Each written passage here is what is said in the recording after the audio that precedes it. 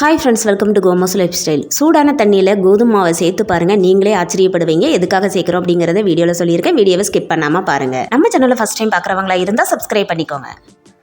ஒரு பாத்திரம் எடுத்துருக்கிறேன். இந்த கிளாஸுக்கு ஒரு கிளாஸ் கோதுமை மாவு எடுத்திருக்கேன். நீங்கள் எந்த கப்பில் அளவு எடுக்கிறீங்களோ அதே கப்பில் தான் தண்ணியோட அளவும் எடுக்கணும். மாவுக்கு தேவையான அளவு உப்பு சேர்த்துக்கலாம். ஒரு கிளாஸ் மாவு எடுத்துருக்குறோம். இப்போ 2 கிளாஸ் தண்ணி எடுக்கணும். ஒரு கிளாஸ் தண்ணியை மாவில் இப்போ சேர்த்துக்கலாம். சேர்த்துட்டு மாவை மிக்ஸ் பண்ணிவிட்டு ஒரு கிளாஸ் தண்ணி வச்சுருக்கோம்ல, அதை கொஞ்சம் கொஞ்சமாக சேர்த்து மாவை கட்டியே இல்லாமல் நல்லா கரைச்சி எடுத்துக்கணும். விஸ்கு வச்சு கலந்தீங்க அப்படின்னா கட்டியே இல்லாமல் கலந்து எடுத்துக்கலாம். மாவை கரைக்கிறதுக்கு மொத்தம் 2 கிளாஸ் தண்ணி எடுத்துருக்கோம். தண்ணியை கொஞ்சம் கொஞ்சமா சேர்த்து கரைச்சிங்க அப்படின்னா கட்டி விழாம சீக்கிரமா மாவை கரைச்சி எடுத்துடலாம். கட்டியே இல்லாம மாவை கரைச்சி எடுத்தாச்சு. இப்போ இந்த மாவை என்ன பண்ணலாம் அப்படிங்கிறத பார்க்கலாம். அடுப்பு ஆன் பண்ணி மண்சட்டி வச்சிருக்கிறேன். அடிக்கனமான பாத்திரம் எதுனாலும் எடுத்துக்கோங்க. குக்கர் கூட எடுத்துக்கலாம். இதுல நம்ம மாவு எடுத்தோம்ல ஒரு கிளாஸ், அதே கிளாஸுக்கு ஒரு கிளாஸ் தண்ணி சேர்த்துக்கலாம். ஒரு கிளாஸ் மாவு எடுத்துருக்கிறோம், அதுக்கு 3 கிளாஸ் தண்ணி. 2 கிளாஸ் தண்ணியை மாவை நல்லா கரைச்சி எடுத்துருக்கிறோம். ஒரு கிளாஸ் தண்ணியை கொதிக்க வச்சிருக்கிறேன். ஒரு கப் மாவுக்கு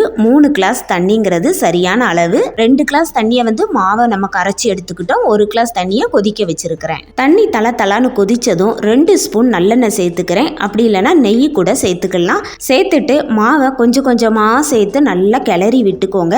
கொஞ்ச நேரத்திலே மாவு கெட்டியாக ஆரம்பிக்கும்.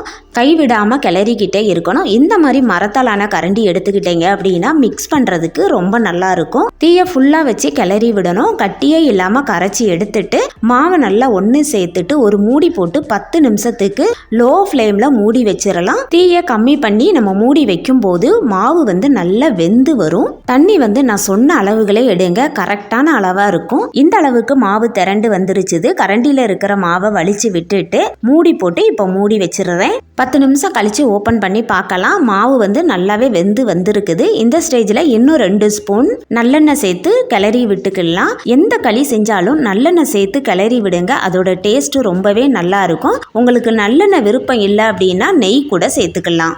நல்லா கலந்து எடுத்துட்டு மறுபடியும் 5 to 7 நிமிஷத்துக்கு மூடி போட்டு மூடி வச்சிடலாம். இந்த மாதிரி மூடி போட்டு மூடும்போது மாவோட பச்சை வாசனெல்லாம் போய் மாவு நல்லா வெந்து வரும். 7 நிமிஷத்துக்கு மாவை மூடி வச்சேன். இப்போ ஓப்பன் பண்ணி பார்க்கலாம். மாவு நல்லா திக்கா கெட்டியா ஆயிருச்சுது. மாவு வெந்துருச்சுதா அப்படின்னு பார்க்கறதுக்கு கையில நல்லா தண்ணியை தொட்டுட்டு பார்த்தோம் அப்படின்னா கையில ஒட்டாம வரணும். அப்பதான் மாவு வெந்துருச்சுதுன்னு அர்த்தம். எனக்கு மாவு நல்லா வெந்துருச்சுது. இப்போ மாவெல்லாம் ஒன்று சேர்த்துட்டு மூடி போட்டு அப்படியே ஆற விட்டுறலாம். ஆறுனதுக்கு அப்புறம் நமக்கு உருண்டை பிடிக்கிறதுக்கு ஈஸியா இருக்கும். ஆறிருச்சுது அப்படின்னா மாவு இன்னும் நல்லா திக்கா கெட்டியாயிரும். மாவை மூடி போட்டு வேக வச்சோம் அப்படின்னா மாவு சீக்கிரமாக வெந்துடும். அந்த கோதுமை மாவோட பச்சை வாசனையும் இருக்காது.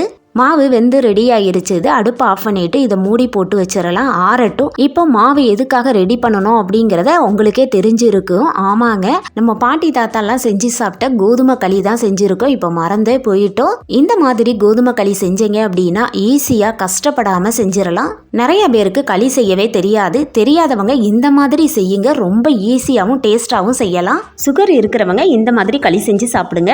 இந்த களிக்கு சாப்பிட்றதுக்காக ஈஸியாக நிமிஷத்துல செய்யக்கூடிய மீன் குழம்பு செய்யலாமா? கொஞ்சமா தேங்காய் எடுத்து வச்சிருக்கிறேன். ஒரு 6 to 7 பூண்டு எடுத்து வச்சிருக்கேன். ஒரு 25 சின்ன வெங்காயம் உரிச்சு வச்சிருக்கிறேன். பெரிய தக்காளியாக இருந்தால் 1 தக்காளி எடுத்துக்கோங்க. சின்ன தக்காளியாக இருந்தால் 2 தக்காளி எடுத்துக்கோங்க.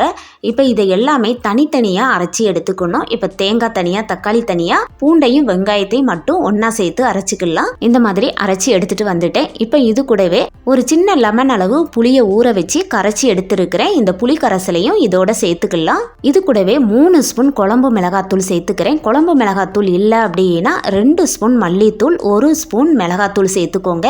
3 ஸ்பூன் குழம்பு மிளகாத்தூள் சேர்த்துட்டு இது கூட ஒரு 1/4 டீஸ்பூன் தனி மிளகாத்தூளும் சேர்த்துக்கிறேன். இப்ப தேவையான அளவு தண்ணி சேர்த்துக்கலாம். தண்ணி சேர்த்துட்டு நம்ம அரைச்சி வச்சிருக்க எல்லாத்தையுமே ஒரு ஸ்பூன் வச்சு நல்லா மிக்ஸ் பண்ணி எடுத்துக்கோங்க. இப்போ குழம்பு வைக்க ஆரம்பிக்கலாம். இந்த மாதிரி வச்சீங்க அப்படின்னா நீங்க நிமிஷத்துல மீன் குழம்பு வச்சிடலாம். டேஸ்ட்டும் ரொம்ப நல்லா இருக்கும். அடுப்பு ஆன் பண்ணி மண்சட்டி வச்சிருக்கிறேன். மண்சட்டி நல்லா சூடானதும் 2 to 3 ஸ்பூன் நல்லெண்ணெய் சேர்த்துக்கோங்க. நல்லெண்ணெய் சேர்த்து செய்யும் போது மீன் குழம்பு இன்னும் டேஸ்ட் ரொம்பவே நல்லா இருக்கும். கொஞ்சமா கடுகு சேர்த்துக்கலாம். கடுகு பொரிஞ்சதும் 1 ஸ்பூன் அளவுக்கு வெந்தயம் சேர்த்துக்கலாம். வெந்தயமும் பொரிஞ்சதும் ஒரு 6 பூண்டு உரிச்சு கட் பண்ணி வச்சிருக்கேன். அந்த பூண்டையும் இதில் சேர்த்துக்கிறேன். 10 சின்ன வெங்காயம் குட்டி குட்டியாக கட் பண்ணி வச்சிருக்கேன். அதையும் இது கூட சேர்த்துட்டு கொஞ்சமாக கருவேப்பிலையும் சேர்த்து வெங்காயம் கண்ணாடி பதம் வர்ற அளவுக்கு வதக்கி எடுத்துக்கலாம். இந்த அளவுக்கு வதங்கி வந்ததுக்கு அப்புறம் நம்ம கரைச்சி வச்சிருக்கோம்ல வெங்காயம் பூண்டு தேங்காய் தக்காளி எல்லாம் அரைச்சி மசாலா பொடி எல்லாம் போட்டு கரைச்சி வச்சிருக்கோம்ல அந்த தண்ணியை இதுல சேர்த்துக்கலாம். சேர்த்துட்டு இது கூட 2 பச்சை மிளகாவும் குழம்புக்கு தேவையான அளவு உப்பும் சேர்த்துக்கலாம்.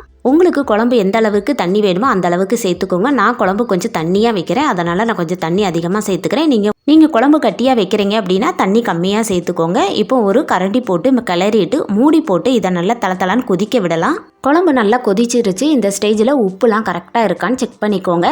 இப்போ மாங்காய் கட் பண்ணி வச்சுருக்கிறேன். இப்போ மாங்காவை சேர்த்து நல்லா ஒரு கொதி வரட்டும். மீன் குழம்புல மாங்காய் சேர்த்து செய்யும் போது மீன் குழம்போட டேஸ்ட்டு இன்னும் ரொம்பவே நல்லாயிருக்கும். மாங்காய் சேர்த்து நல்லா கொதி வந்ததும் மீனை சேர்த்துக்கலாம். 1/2 கிலோ கொடுவா மீன் க்ளீன் பண்ணி கழுவி வச்சிருக்கிறேன். இப்போ இதை சேர்த்துட்டு கரண்டி போட்டு கிளறாதங்க. சட்டி அங்கோடியும் பிடிச்சிட்டு லைட்டாக இந்த மாதிரி அலப்பி விட்டீங்க அப்படின்னா மீனெல்லாம் அப்படியே குழம்புக்குள்ளே போயிடும். மீனை சேர்த்ததுக்கு அப்புறம் மூடி போட்டு ஒரு 10 நிமிஷத்துக்கு மீனை லோ ஃப்ளேமில் வேக விடலாம். இந்த மாதிரி மீன் குழம்பு செஞ்சீங்க அப்படின்னா ரொம்ப ஈஸியாகவும் நிமிஷத்தில் மீன் குழம்பு செஞ்சிடலாம். டேஸ்ட்டும் ரொம்ப நல்லா இருக்கும். மீன் குழம்பே செய்ய தெரியாதவங்க கூட இந்த மாதிரி செஞ்சு பாருங்க. மீன் குழம்பு ரொம்ப நல்லா இருக்கும். எந்த மீன் வாங்கினாலுமே இந்த மாதிரியே நீங்கள் செய்யுங்க. ஒரு டைம் மீன் குழம்பு இந்த மாதிரி செஞ்சீங்க அப்படின்னா நீங்கள் எப்போ மீன் வாங்கினாலுமே இந்த மாதிரி தான் மீன் குழம்பு செய்வீங்க. 10 நிமிஷம் ஆயிருச்சுது. மீனுமே நல்லா வெந்துருச்சுது. கமன்னு மீன் குழம்பு ரெடி ஆயிருச்சுது. மீன் வெந்ததுக்கு அப்புறம் கரண்டி போட்டு ரொம்ப கிளறக்கூடாது, மீன் உடஞ்சிரும். நான் மீன் குழம்பு கொஞ்சம் தண்ணியாக தான் வச்சுருக்கேன். நைட்டுக்கும் சேர்த்து எடுத்துக்கலாம் அப்படிங்கிறதுக்காக. நீங்கள் கட்டியாக வைக்கணும் அப்படின்னா தண்ணி அளவு கம்மியாக சேர்த்துக்கோங்க. மணக்க டேஸ்டியான மீன் குழம்பு ஈஸியாகவே செஞ்சு ரெடி பண்ணிட்டோம். இப்போ அடுப்பு ஆஃப் பண்ணிவிட்டு ஒரு மூடி போட்டு மூடி வச்சிடலாம். ரெடி பண்ணி வச்ச களி நல்லா ஆறி கட்டியாக ஆயிருச்சுது. இந்த மாதிரி ஒரு பாத்திரம் இல்லைன்னா டிஃபன் பாக்ஸ் எடுத்துக்கோங்க. பாத்திரத்தில் தண்ணி வச்சு பாத்திரத்தை ஈரப்படுத்தி எடுத்துக்கோங்க. தண்ணி இருக்கக்கூடாது, லைட்டாக பாத்திரம் ஈரமாக இருக்கணும். அந்த மாதிரி ஈரப்படுத்திட்டு நம்ம ரெடி பண்ணி வச்சிருக்க களி அதில் போட்டு நல்லா இந்த மாதிரி உருட்டி எடுத்தீங்க அப்படின்னா நல்லா ரவுண்ட் ஷேப்பில் வந்துடும். இப்போ இன்னொரு பிளேட்டுக்கு மாற்றிக்கலாம். இதே மாதிரி இன்னொரு உருண்டையும் போட்டு நான் எடுத்துக்கிறேன். பார்க்குறதுக்கே கோதுமை களி எவ்வளோ அழகாக இருக்குதுன்னு பாருங்கள். ஈஸியாக செஞ்சிடலாம். இந்த மாதிரி செஞ்சீங்கன்னா டேஸ்ட்டும் பார்த்தீங்கன்னா ரொம்பவே நல்லா இருக்கும். ஈஸியாக ரெடி பண்ணின மீன் குழம்ப களியில் சேர்த்துக்கலாம். களி கூட சாப்பிட்றதுக்கு மீன் குழம்பு, கருவாட்டு குழம்பு, கத்தரிக்காய் புளி குழம்பு, சிக்கன் குழம்போடலாம் சாப்பிடும்போது டேஸ்ட்டு ரொம்பவே நல்லா இருக்கும். களியில் லைட்டாக நடுப்பகுதியில் குழி பறிச்சிட்டு நல்லெண்ணெய் சேர்த்து நாட்டு சக்கரை சேர்த்து சாப்பிட்டு பாருங்க. டேஸ்ட்டு ரொம்ப நல்லா இருக்கும். நம்ம தாத்தா பாட்டிலாம் இந்த மாதிரி தான் கோதுமை களிலாம் செஞ்சு சாப்பிட்டாங்க. நீங்கள் எந்த களி செஞ்சாலுமே இந்த மெத்தடில் செய்யுங்க. நீங்கள் ஈஸியாக செஞ்சிடலாம். இன்னைக்கான இந்த வீடியோ ரொம்ப பிடிச்சிருக்கும்னு நினைக்கிறேன். இந்த மாதிரி யூஸ்ஃபுல்லான வீடியோலாம் நம்ம சேனலில் நிறைய இருக்குது. நம்ம சேனலை பார்க்காதவங்க ஒரு டைம் விசிட் பண்ணி பாருங்கள். ரொம்ப யூஸ்ஃபுல்லாக இருக்கும். இன்னைக்கான இந்த வீடியோ பிடிச்சிருந்தனா லைக் பண்ணுங்கள். உங்கள் ஃப்ரெண்ட்ஸ் அண்ட் ஃபேமிலிக்கு ஷேர் பண்ணுங்கள். மறக்காம சப்ஸ்கிரைப் பண்ணுங்கள். அடுத்த வீடியோவில் பார்க்கலாம். தேங்க்ஸ் ஃபார் வாட்சிங்.